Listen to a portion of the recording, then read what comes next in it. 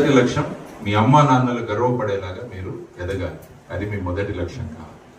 రెండవ లక్ష్యం, మీరు ఏ స్కూల్లో ఏ కాలేజీలో చదువుకుంటున్నారో అదే స్కూల్కి అదే కాలేజ్కి మీరు ముఖ్య అతిథులుగా వెళ్ళాలి. మూడవ విషయం, మీ సంతకాలు ఆటోగ్రాఫులుగా మారాలి అని కలాం గారు మాకు చెప్పారు.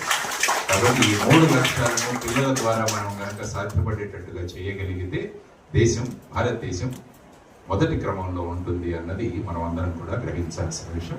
కాబట్టి తల్లిదండ్రులుగా మీరందరూ మీ బాధ్యతలను గమనించి పిల్లలు వచ్చిన తర్వాత సెల్ ఫోన్స్ పక్కన పెట్టి పిల్లలతో సమయాన్ని గడుపుతూ ఫ్యామిలీ టైం వాళ్ళకు ఇస్తూ పడుకోబోయే ముందు ఒక మంచి కథను వాళ్ళకి చెప్పి ఆ తర్వాత వాళ్ళను మంచి ఆలోచనలతో ఉదయం లేచేటట్టుగా మీరు కనుక చేయగలిగితే ఒక అద్భుతమైన భారతదేశాన్ని మనం అందరం కలిసి నిర్మించిన వాళ్ళు అవుతాము. ఆ ప్రయత్నంలోనే మీరు ఇరువురు చేసిన ప్రయత్నాన్ని మరొకసారి అభినందిస్తూ సెలవు తీసుకుంటున్నాను. నమస్కారం.